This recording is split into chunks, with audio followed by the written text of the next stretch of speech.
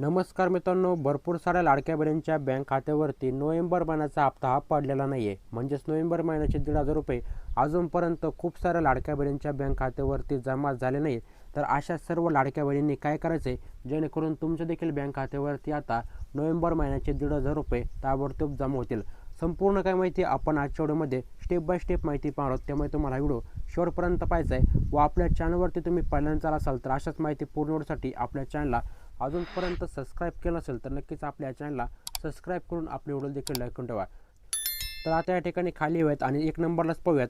November महिन्याचा हप्ता न येण्याचे प्रामुख्याने कारणं काय आहेत आणि त्याचं सोल्युशनसुद्धा मी तुम्हाला सांगणार आहे, जेणेकरून तुमच्या बँक खात्यावरती नोव्हेंबर महिन्याचे 1,500 रुपये तुम्हाला मिळून जातील. तर आता यामध्ये एक नंबरलाच तुम्ही पाहू शकता. एक नंबरला काय आहे ते आपण समजूयात. तर आता या ठिकाणी एक नंबरला पाहू शकता, तुमचं बँक खाते आधार कार्डशी जर लिंक नसेल तर तुम्हाला नोव्हेंबरचा हप्ता हा मिळणार नाही आहे. 2 नंबरला पाहू शकता, DBT म्हणजे डायरेक्ट बेनिफिट ट्रान्सफर बंद आहे का हे तुम्हाला चेक करायचं आहे, जेणेकरून तुमच्या बँक खात्यावरती देखील नोव्हेंबरचे पैसे मिळून जातील. 3 नंबरला पाहूयात. या ठिकाणी वरती येऊयात.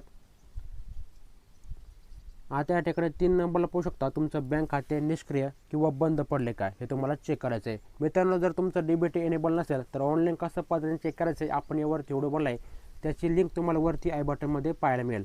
यानंतर 4 नंबरला पाहू शकता, योजनेत नाव तात्पुरते होड किंवा व्हेरिफिकेशनमध्ये जर पडले असल्यास तुम्हाला नोव्हेंबरचा हप्ता तुमचा अडला असू शकतो. या ठिकाणी तुम्हाला लक्षात ठेवायचं आहे.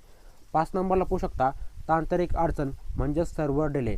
या ठिकाणी एकाच वेळी लाडक्या बहिणींच्या बँक खात्यावरती पैसे जातात, म्हणजे साधारण 2 कोटी महिलांच्या बँक खात्यावरती एकाच वेळी पैसे जातात. त्यामुळे या ठिकाणी जर तुमच्या बँक खात्यावरती जर काही तांत्रिक अडचण असेल तेव्हासुद्धा त्या कारणानेसुद्धा तुमच्या बँक खात्यावरती नोव्हेंबरचे पैसे जमा झाले नसतील, तुम्हाला थोडीशी वाट पाहिजे. यानंतर तुम्हाला काय करायचं आहे, जेणेकरून तुमच्या देखील बँक खात्यावरती नोव्हेंबर महिन्याचे 1,500 रुपये जमा होतील. तर अशा पद्धतीने पाहू शकता हे हप्ते पडलेले आहेत. अशा पद्धतीने तुमच्या खात्यावरती जर अजूनपर्यंत हप्ता जर पडला नसेल हे तुम्हाला चेक करायचं आहे. ऑनलाईन अशा पद्धतीने तुम्हाला चेक करायचं आहे.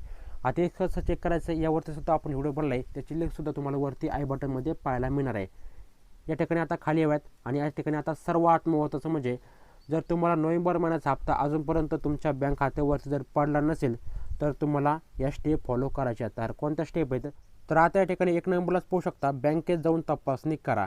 काय तपासणी करा तुम्हाला बँकेमध्ये जाऊन, या ठिकाणी एक नंबरला पाहू शकता, खाते आधार कार्डशी लिंक आहे का हे तुम्हाला चेक करायचं आहे. या ठिकाणी वरती येऊयात. बँकेमध्ये गेल्यानंतर तुम्हाला चेक करायचं आहे तुमचं जे काही DBT आहे का ते ॲक्टिव्ह आहे का ते तुम्हाला चेक करायचं आहे. कारण की खूप वेळा काय होतं, DBT ऑफ असल्यामुळे तुम्हाला हप्ता येत नाही. या ठिकाणी तुम्ही पाहू शकता DBT ऑफ असल्यामुळे तुम्हाला हप्ता हा मिळत नाही आहे. यानंतर वरती येऊयात आणि 2 नंबरला काय आहे तर पोहूयात.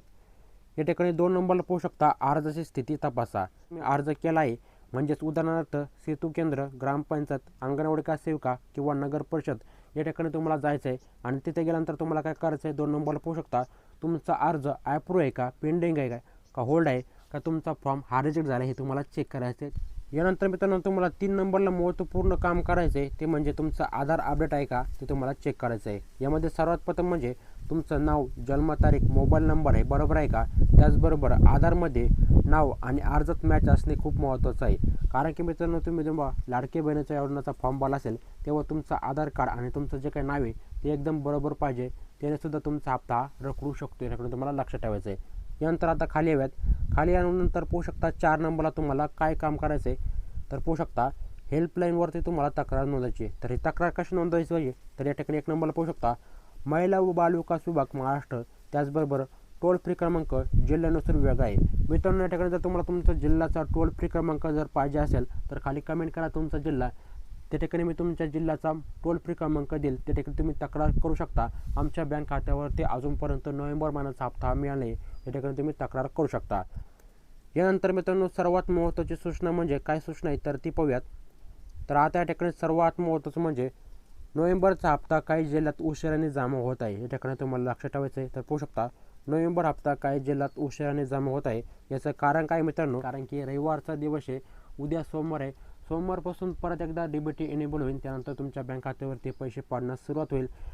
त्यानंतर मित्रांनो सर्वात महत्त्वाचं म्हणजे ज्यांचा हप्ता थांबला आहे, या ठिकाणी पाहू शकता ज्यांचा हप्ता थांबला आहे त्यांना एकत्रित नोव्हेंबर आणि डिसेंबरचे हप्ता येण्याची शक्यता आहे. म्हणजे असे एकत्रित 3,000 तुमच्या बँक खात्यावरती आता या ठिकाणी जमा होण्याची दाट शक्यता आहे. तर पाहू शकता डिसेंबर आणि जे काही नोव्हेंबरचा हप्ता जर तुम्हाला मिळाला नसेल तर अशा काही पद्धतीने 3,000 रुपये तुमच्या बँक खात्यावरती जमा होऊन जातील असा एक अंदाज आहे. तर अशा काही पद्धतीने मित्रांनो अतिशय महत्त्वपूर्ण अशी अपडेट आहे. तुमच्या बँक खात्यावरती नोव्हेंबरचा हप्ता जमा झाला नसेल तर या सर्व स्टेप तुम्हाला फॉलो करायच्या आहेत. आणि अजूनपर्यंत आपल्या चॅनलला सबस्क्राईब केलं नसेल तर नक्कीच आपल्या चॅनलला सबस्क्राईब करून आपले व्हिडिओ देखील लाईक करायचे आहे. धन्यवाद आपण आपले व्हिडिओ शेवटपर्यंत पाहिल्याबद्दल. तोपर्यंत जय हिंद, जय महाराष्ट्र मित्रांनो.